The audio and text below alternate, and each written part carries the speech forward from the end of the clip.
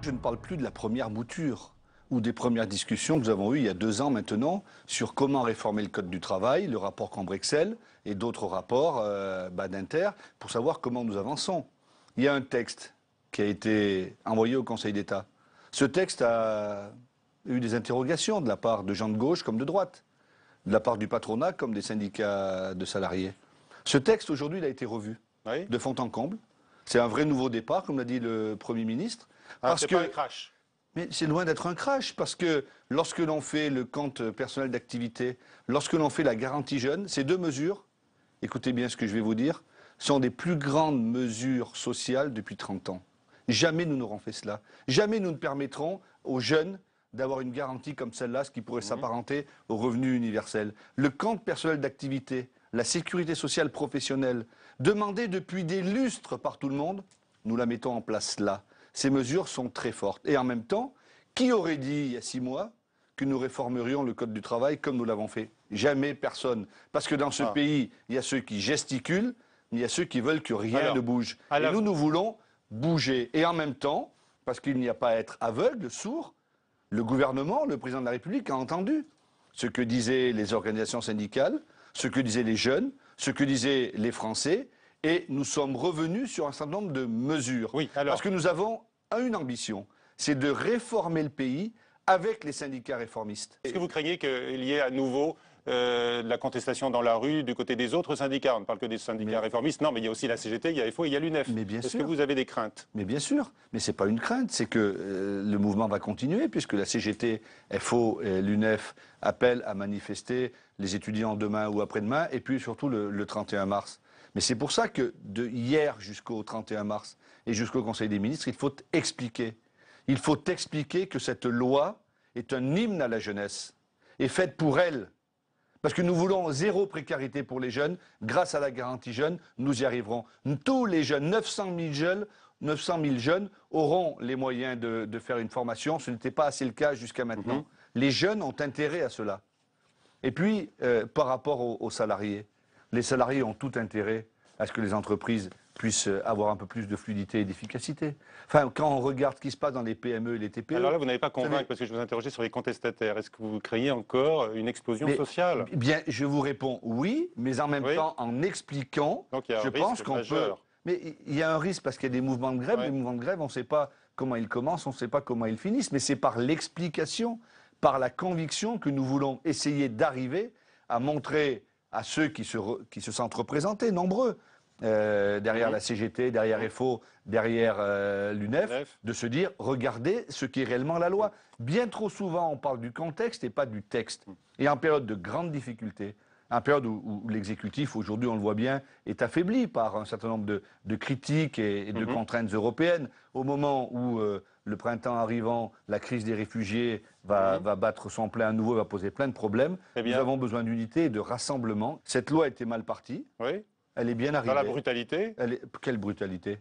Elle est partie sur un texte, un prétexte, un avant-texte, soumis au Conseil d'État.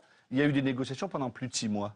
Pendant plus de 6 mois. On ne le dit pas tout ça, parce que ça va vite, parce qu'on veut vraiment mettre dans le film que nous nous sommes ratés. La ministre l'a dit. Nous aurions dû démarrer différemment. Mais notre objectif, c'est le compromis.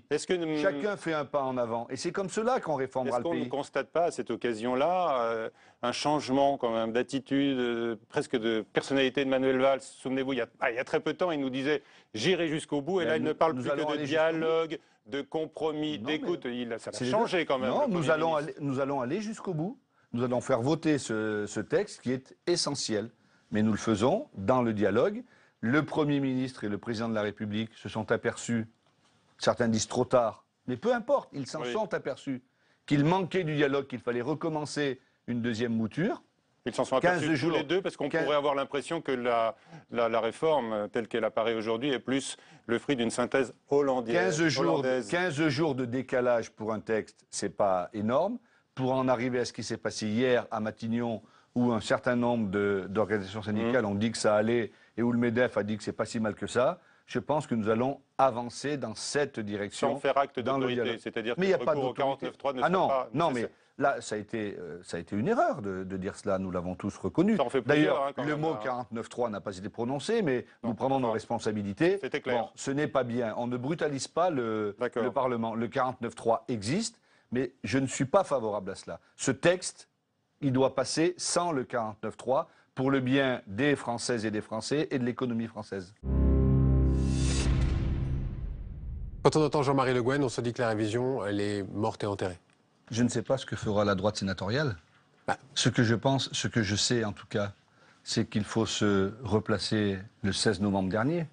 Je crois que la droite s'est replacée le 16 novembre. Non, mais attendez, le discours du congrès de Versailles, la situation post-attentat et le fait que le président de la République ait su rassembler la nation et faire des propositions. Il a fait des propositions au congrès. Un premier texte a été sorti fin décembre et on s'est aperçu, là encore, parce que nous avons des divergences avec la droite sur la façon de nous comporter, que la version présentée par le président de la République au congrès de Versailles n'obtenait pas les 3/5 du Parlement. Il a donc fallu... C'est bien le président qui parle de déchéance de nationalité, qui parle des binationaux. Et alors oui. Aujourd'hui, on arrive à quoi comme compromis à l'Assemblée nationale? Eh bien justement, je vais vous expliquer très tranquillement. Je vois qu'aujourd'hui, vous cherchez toutes les bisbilles, toutes les petites bêtes pour mettre des coins et ne pas parler du fond. Je pense que vos téléspectateurs s'intéressent au fond et pas aux petites phrases. Mais je vais vous répondre. La proposition du président de la République de l'Assemblée du Congrès de Versailles, après l'avoir mise sur la table, il s'est aperçu qu'il n'y avait pas de possibilité d'avoir une majorité des 3/5, ni à gauche, ni à droite. Parce que je rappelle que pour qu'un congrès ait lieu, il faut que la droite et la gauche, dans le cadre de l'unité nationale voulue par nos concitoyens, s'entendent. Il y a donc eu... Visiblement plutôt à gauche qu'à droite. À droite aussi. Vous étiez victime de vos divisions au sein du Parti socialiste. Au Parti socialiste, tout le monde n'était pas favorable au texte, à l'atterrissage de l'Assemblée nationale, mais je rappelle quand même qu'à droite, et non des moindres, M. Juppé, M. Fillon, qui ont beaucoup d'amis sénateurs et sénatrices ici même dans cette maison, n'est pas favorable. Donc il a fallu trouver une piste d'atterrissage. La piste d'atterrissage, ça a été de dire ce qui est mal vécu par beaucoup de nos concitoyens, par beaucoup de parlementaires, c'est de stigmatiser les binationaux. Moi, à titre personnel, je ne pensais pas aux binationaux, je pensais aux terroristes. Et c'est la réflexion que j'ai sur la nation. On peut acquérir la nation française, et j'en suis très fier, mais on peut aussi en être déchu si on veut la détruire et si on veut faire un acte de terrorisme. Il se trouve, si vous permettez, qu'il n'y avait pas de possibilité de 3/5 sur ce texte, parce qu'il y avait la stigmatisation. À l'Assemblée nationale, le texte qui a été voté à plus des 3/5 par les socialistes et par le groupe Les Républicains, c'est de ne plus stigmatiser... Oui, mais au risque de créer des apatrides. Non, laissez-moi finir. C'est de ne plus stigmatiser les binationaux. Non, pas du tout. Ne plus stigmatiser les binationaux. Et c'est de faire une déchéance plus globale. Et il faudra entraîner de la patrie. Mais attendez, sauf si on ratifie la... mais alors attendez, le Sénat veut s'exprimer aujourd'hui. Il a le droit de s'exprimer et de ne pas être tenu pour quantité négligeable. Mais ici, il ne s'agit pas de quantité négligeable. Il s'agit de position politique pour arriver éventuellement ou non à un vote au Congrès.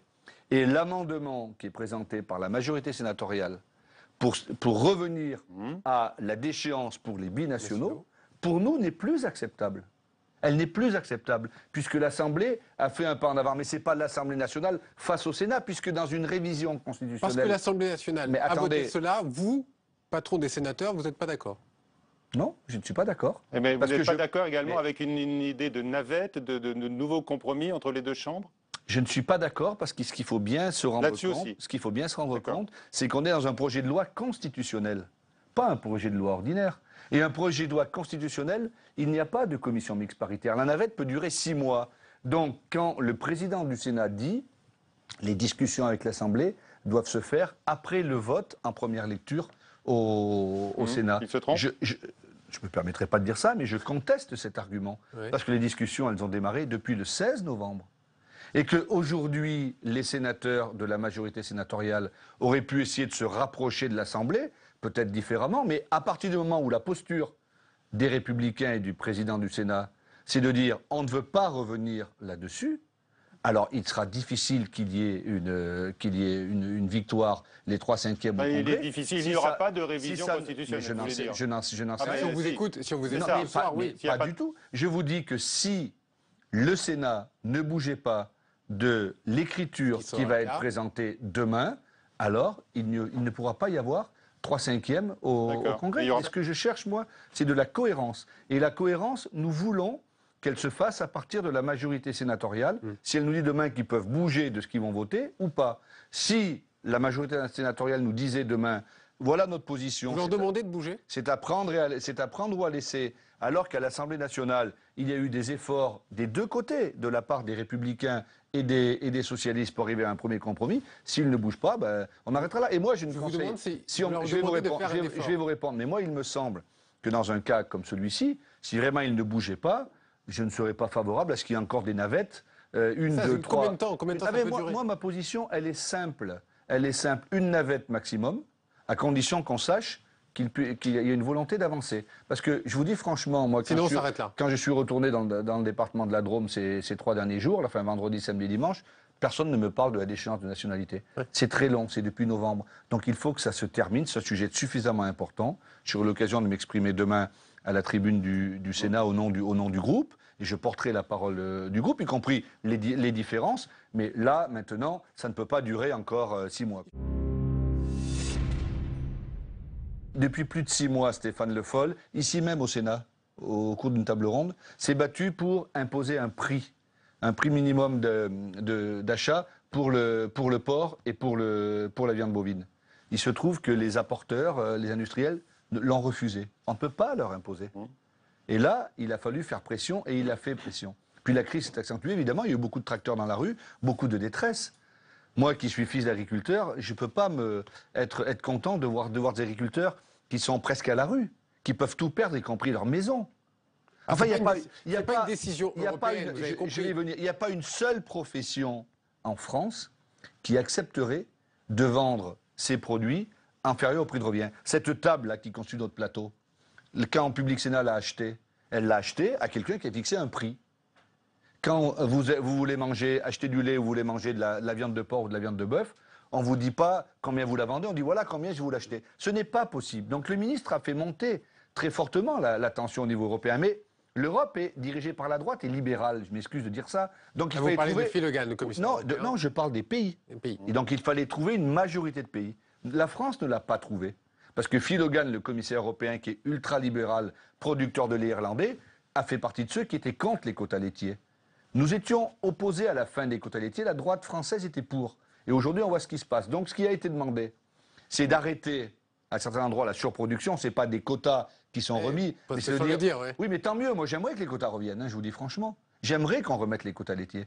Parce que la fin n'est pas allé jusque-là. Non, mais la fin des quotas laitiers, c'est la fin de beaucoup d'éleveurs dans notre pays. Donc il y aura ça. Il faut aller. Alors l'étiquetage, c'est indispensable. Ouais. Le commissaire avait toujours refusé jusque-là quand le ministre lui demandait. Il l'a accepté pour 3 ans. C'est une belle. L'étiquetage, c'est quoi? C'est viande de France, produits transformés qui seront mis sur tous les emballages, qui montreront aux Français. Moi, j'en appelle au patriotisme de nos concitoyens. Je suis sûr que les Françaises et les Français qui font leurs courses préféreraient, si tel était le cas, payer 1 centime, 2 centimes, 3 centimes, 10 centimes de plus pour acheter de la viande française, plutôt que de l'acheter de la viande de vert à l'étiquetage. Et puis la troisième chose, c'est l'embargo russe, qui ne réglera pas tout, mais il faut que l'Europe. C'est pas la France qui a décidé de l'embargo sur la Russie, c'est l'Europe. Donc l'Europe est prête à bouger, et donc tant mieux, notamment sur l'embargo sanitaire. Manuel Valls dit, après d'autres, dans cette interview, que François Hollande est le candidat naturel, légitime. Est-ce qu'à force de le répéter, finalement, ça ne montre pas plutôt que ce n'est pas si évident? Non, je crois que c'est le candidat légitime. Mais que pour les Français aujourd'hui, ce n'est pas évident.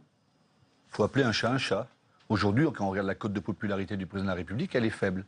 Elle est faible parce que nous en parlions tout à l'heure, la France est déchirée, déstructurée, parce que les mesures qui sont prises vont dans le bon sens mais ne portent pas assez leurs fruits, le chômage, l'économie, etc. Parce que nous voyons bien que la ligne, le sens politique que nous voulons donner n'est pas assez compris parce que nous ne sommes pas assez bons pour l'expliquer. Donc il ne s'agit pas de dire... vous faites des efforts, hein? personnellement pour l'expliquer. Ah bah, je fais beaucoup d'efforts, oui.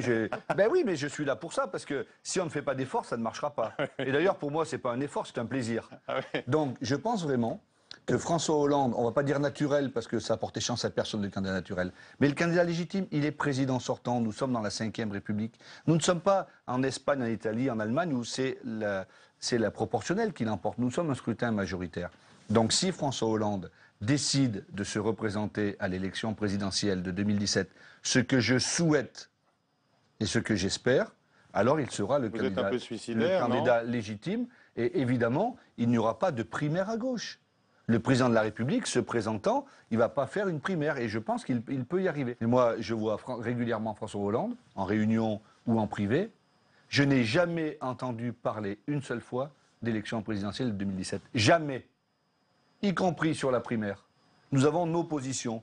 J'ai même lu parfois qu'il était dit à l'Élysée, je ne sais pas qui c'est, que François Hollande pourrait participer à la primaire. Il ne nous en a jamais parlé. Aujourd'hui, nous parlons terrorisme, nous parlons code du travail, nous parlons social, nous parlons jeunesse, nous parlons éducation, nous parlons formation. Et il est à sa tâche jusqu'au bout. Le reste, ça ne nous intéresse pas. Et puis à la fin de l'année, il prendra sa position, à l'automne, à la fin de l'année. Et puis en fonction de cette position, s'il est candidat, je ferai partie de ceux, je pense que nous serons nombreux qui le soutiendront, primaire ou pas primaire. Et moi, je vous ai dit que je n'y étais pas favorable parce qu'il ne va pas aller battre le pavé. C'est pas pour débattre avec les copains. Mais enfin, il a autre chose à faire que d'aller battre les estrades et faire son travail de chef de l'État. Et puis s'il n'y va pas, ben là, il y aura une primaire ou je ne sais pas dans quel cas elle se fera. Et nous choisirons qui. Que pensez-vous de l'option Macron? Il se prépare, on a l'impression. Enfin, en tous les cas, la presse l'a senti comme cela. Là, je vais vous répondre très sincèrement. Je n'en sais rien. Je ne sais pas qui sera candidat dans ce cas-là. Enfin, ce que je pense, c'est que si François Hollande n'allait pas à l'élection présidentielle de 2017 pour une raison ou pour une autre, qu'il choisisse ou qu'il ne puisse pas y aller ou je ne sais trop, on serait dans une telle situation politique qu'après, il faudrait essayer quand même, me semble-t-il, de nous serrer les coudes et de sauver les meubles. Et une candidature d'Arnaud Montebourg qui est également évoquée régulièrement et qui, là, pour le coup, pourrait être face à François Hollande et pas en remplacement.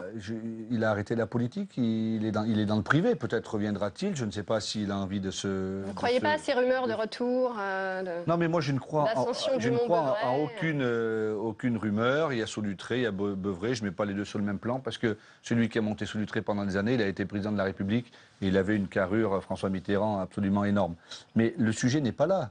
On verra, Montebourg, Hamon, d'autres, peut-être Martine Aubry, Marie-Noëlle Lienemann, notre collègue sénatrice, a annoncé qu'elle est candidate. On peut y avoir 20 candidats à l'élection présidentielle. Le sujet n'est pas là, c'est comme ce qui se passe aujourd'hui à droite.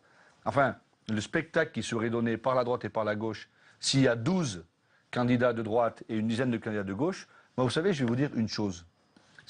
C'est un sentiment personnel, pas du tout une attaque vis-à-vis de qui que ce soit. Mais je ne crois pas un instant qu'il y ait une douzaine de membres des Républicains capables d'être président de la République, comme une douzaine de socialistes capables d'être président de la République. Capables d'être candidat à la candidature, à une primaire, oui.